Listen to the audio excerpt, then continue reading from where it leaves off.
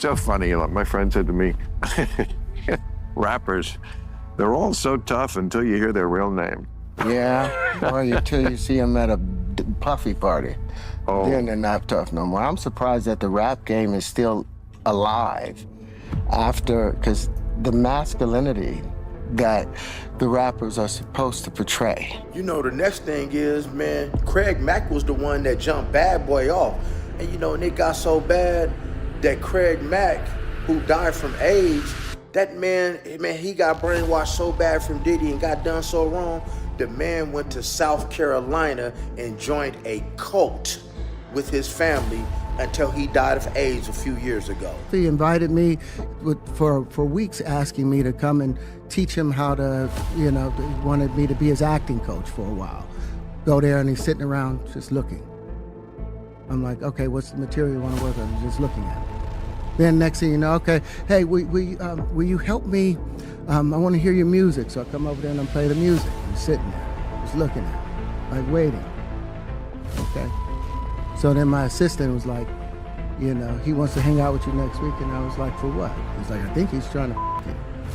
That's what my assistant said. And I was like, oh. The music industry is often described as a dream factory, an ecosystem where talent, luck, and proximity to power can alchemize into fame. Young artists arrive with oversized ambitions and undersized leverage, while veterans and gatekeepers decide who gets welcomed in, who gets tested, and who gets turned away. Lately, though, the dream factory metaphor feels too soft. A harder narrative is taking shape, one that treats the industry not merely as a machine for discovering talent, but as an arena where power gets exercised in ways that can warp careers and lives. At the center of this latest reckoning is Sean "Diddy" Combs, once the emblem of hip-hop moguldom, now facing a swarm of investigations and allegations that threaten to recast his legacy. Into that swirl stepped actor Terrence Howard, whose recent interview added a new, unsettling strand to an already complicated story, less a bombshell than a sober, personal account of an encounter that left him wary, and of a culture he believes rewards the willing and punishes the principled.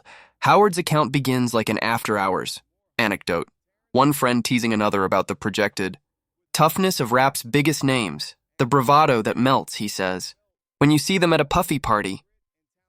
But the laughter fades as the observation turns serious. The parties, as countless stories have it, were both legendary and opaque. So funny, like my friend said to me, rappers, they're all so tough until you hear their real name. Yeah, well, until you see them at a puffy party. Oh. Then they're not tough no more. I'm surprised that the rap game is still alive because the masculinity that the rappers are supposed to portray. What is it with all the man-on-man action that I'm learning about? I mean, like with the puffy parties, like the last thing I ever thought that went on there was gay stuff. Not that gay stuff was wrong, it's wonderful. I just did not think that's what Puffy was doing. Yeah, well, I didn't think it either. And even when my assistant said that stuff, I still was like joking it off. And it wasn't until later on that I heard other things from people that worked from him. You remember that back in the times of slavery, they had a thing called breaking the buck, where they would take, not to go in a bad place, but this is how I see what's happening, the parallels with what's happening correlates what's happening in the business. If they, back in the times of slavery, if they had like some 12-year-old slave that was just full of himself and confident and, wasn't listening, they would tie him to a log or a barrel, and a bunch of the overseers would him to where when he walked around with the slave, Howard explained open bars, thick guest lists, high wattage in every room, and an atmosphere that, depending on who is telling the story, slanted from glamorous to coercive. Howard does not claim to have witnessed crimes or to hold hard proof of anything criminal. He tells a smaller, more personal story. According to his account, Combs began inviting him over under the pretense of working on acting. The invitations were persistent enough to feel flattering. Eventually, Howard went. What followed, he says, was not a working session so much as a silence. Combs, by Howard's telling, sat and stared. The actor tried to redirect the encounter into something concrete, music, material, anything, but the energy felt wrong to him. Later, when Howard recounted the meeting to his assistant, the assistant interpreted it as an unwanted advance, a reading that, once voiced, recontextualized the experience in Howard's mind. He cut off contact. Nothing happened, he emphasizes. If anything, the power of the story rests precisely in that negative space, in what he believes might have been sought, not in what occurred. The opportunity where you got invited and you said no to it? Hell yeah. What was the consequences when you said no? Puffy invited me for weeks, asking me to come and teach him how to, wanted me to be his acting coach for a while. Go there and he's sitting around just looking. I'm like, okay, what's the material you want to work on? He's just looking at me. Then next thing you know, okay, hey, will you help me? I want to hear your music. So I come over there and I play the music. And he's sitting there, just looking at me, like waiting. Okay. So then my assistant was like, he wants to hang out with you next week. And I was like, for what? He's like, I think he's trying to f*** you. That's what my assistant said. And I was like, oh, okay. Now I get it. So now no more communication. Now you know to be hands-off with somebody. A number of producers come in to make the approach, and you threaten to punch them in the mouth, or threaten to knock their head off for talking to you or looking at you like you're a woman. When you approach a real man about his masculinity, you're going to get a real reaction back. It's a difference when a guy walks in a room and when a man walks into a room. And a man don't take the same things that a guy will accept. So always be the man in the room. And that's always been my whole thing, and have lost businesses because I don't bend over in that way. I don't compromise. I don't play gay roles. I don't kiss a man. I don't do that because the man card means everything.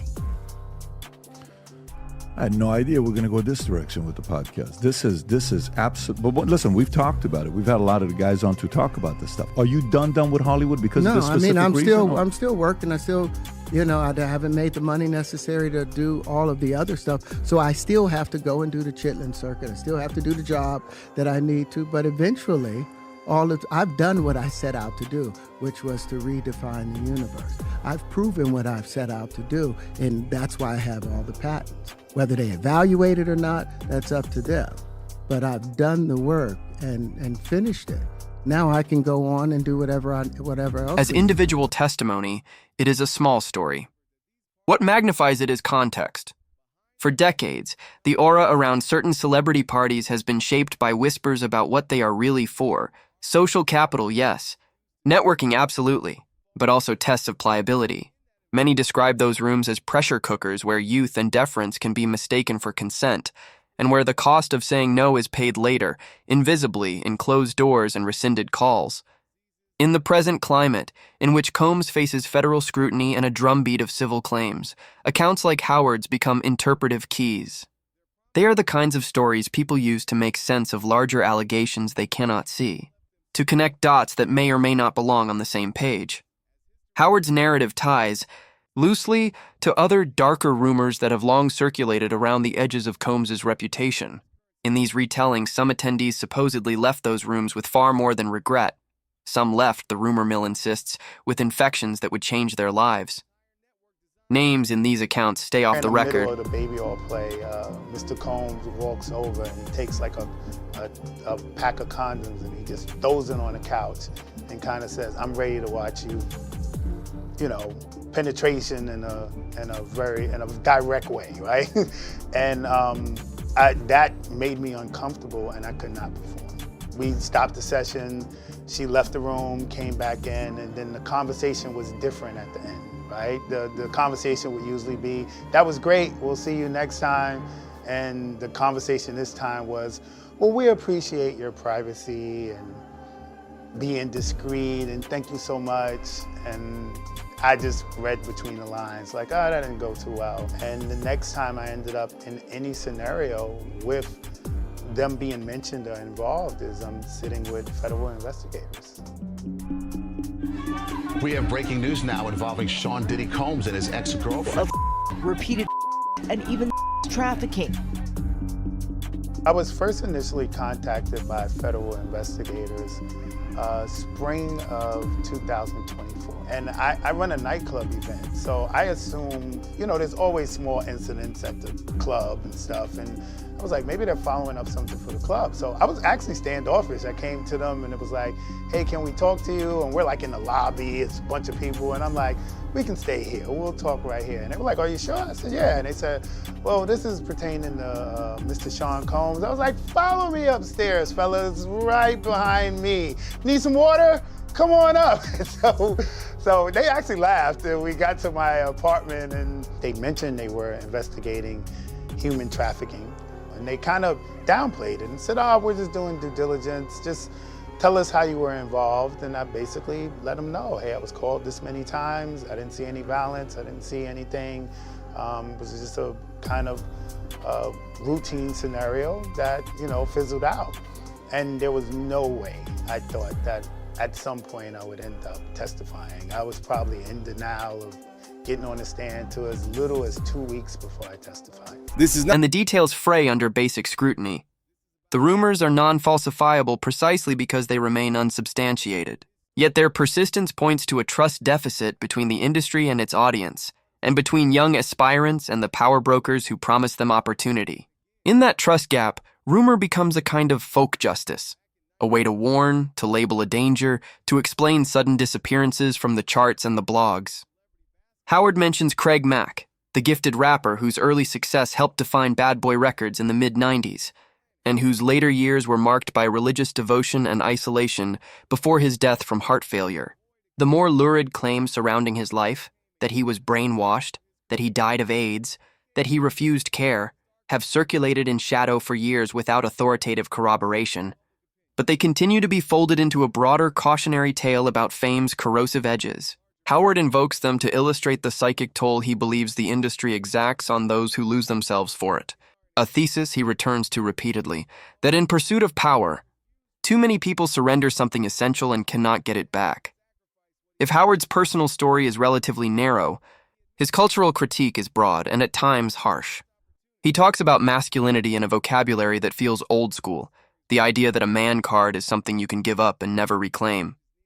He refuses to play. There's a short life in Why do you think that is with the creative side? Well, because losing out money, you got to take drugs. You're going through so much to try and deal with life.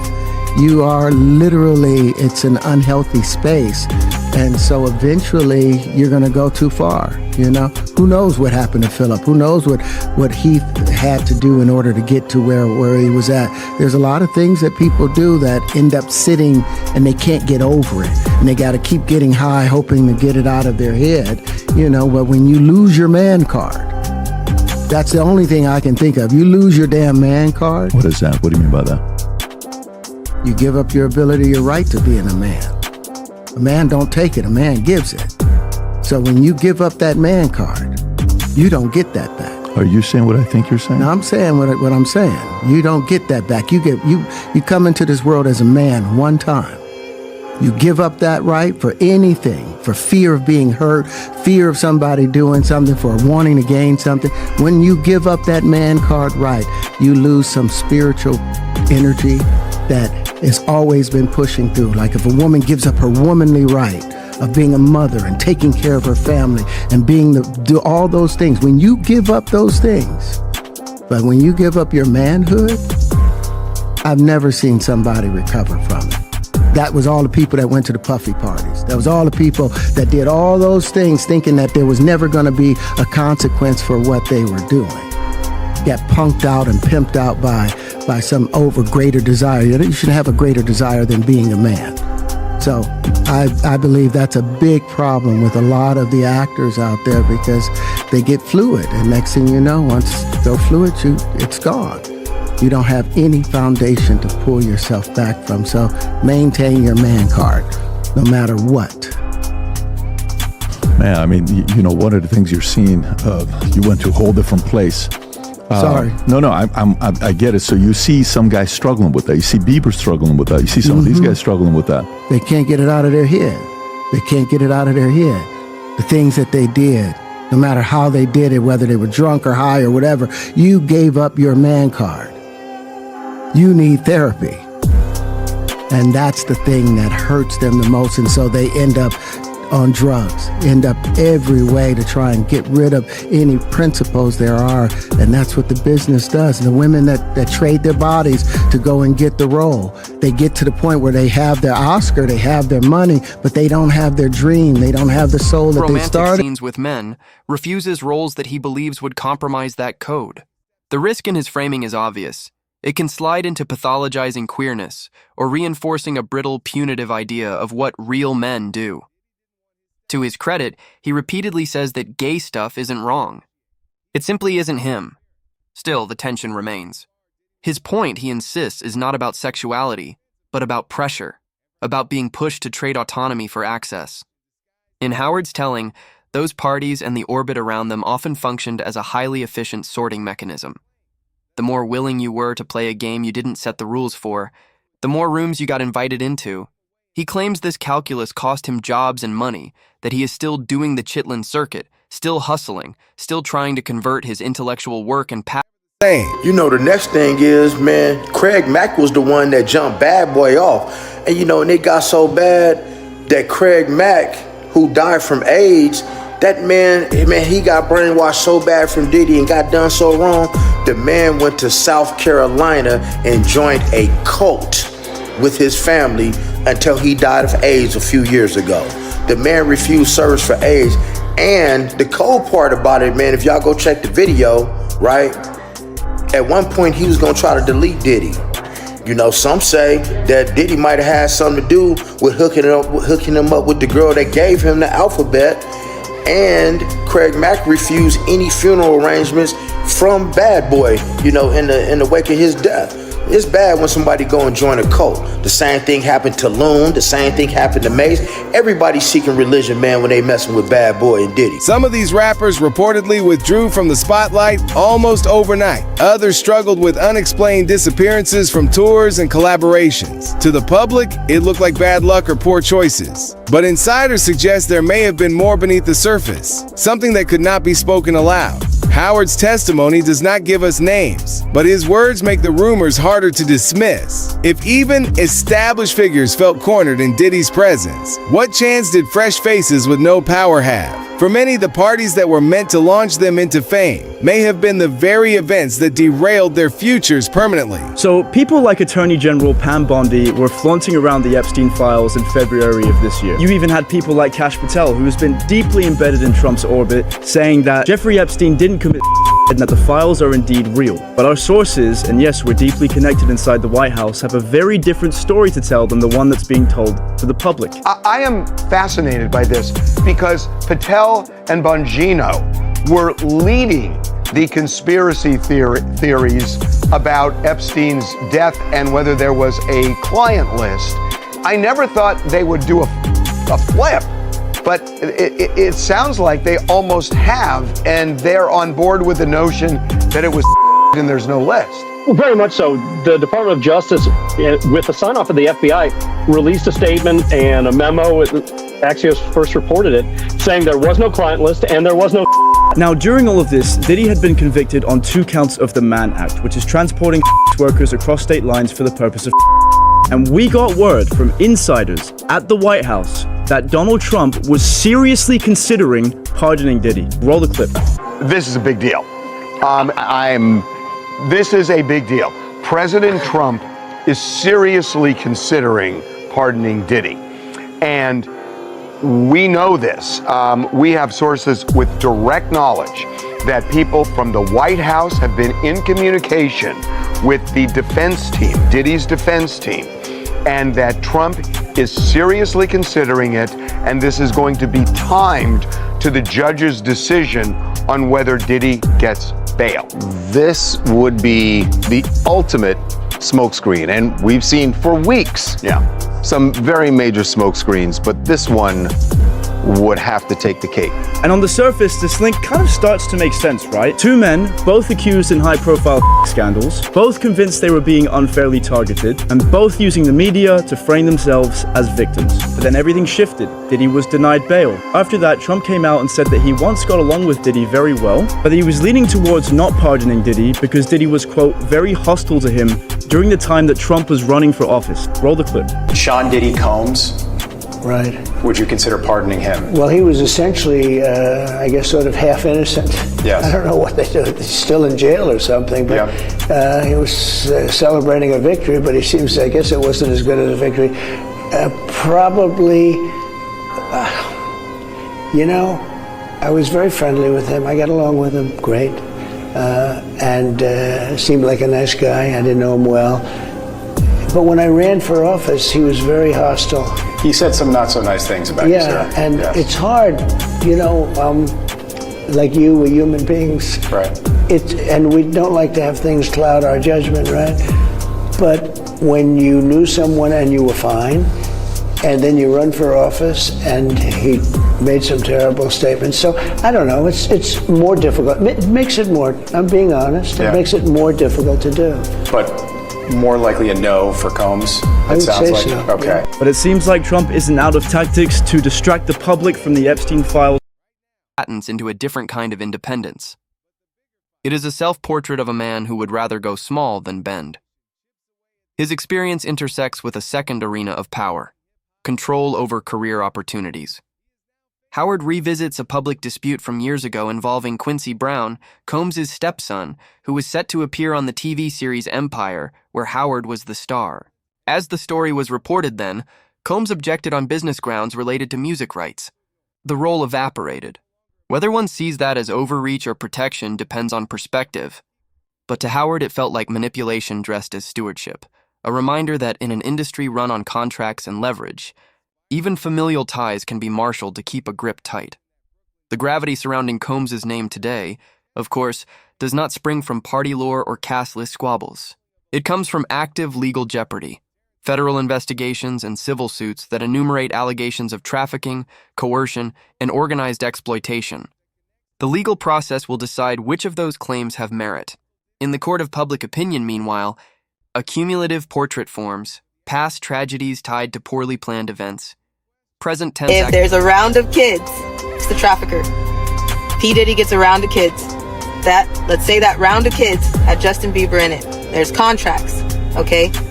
There's contracts for codes within that person, so they can take a remote and turn that person off. Britney Spears, when they want to. Lindsay Lohan, when they want to. Amanda Bynes, when they want to, okay? So let's say there's a contract for Justin Bieber. When P. Diddy has a hold of Justin Bieber, he now owns half of those codes. If Usher had the same contract and trafficked Bieber out to P. Diddy, okay, Usher and P. Diddy now have parts of Justin Bieber's contract. Do you understand what I'm saying? So if one goes down, the other side of the code has to go down. If there's a property linked to that person, Kevin Hart, because they had something to do with the trafficking of Bieber, then their property will go down because there's a code to that property. There's a code to everything. Your social security number is like a code. Okay? But depending on the level of MK Ultra, people have auctions for the codes on that person. So they can use a remote to them like a TV and shut them down, turn it up, use somebody else, change it whenever they feel like it. Bookmark it. Trust me. Trust me, bookmark it. Okay? I know it's probably not gonna make sense right now, but bookmark it.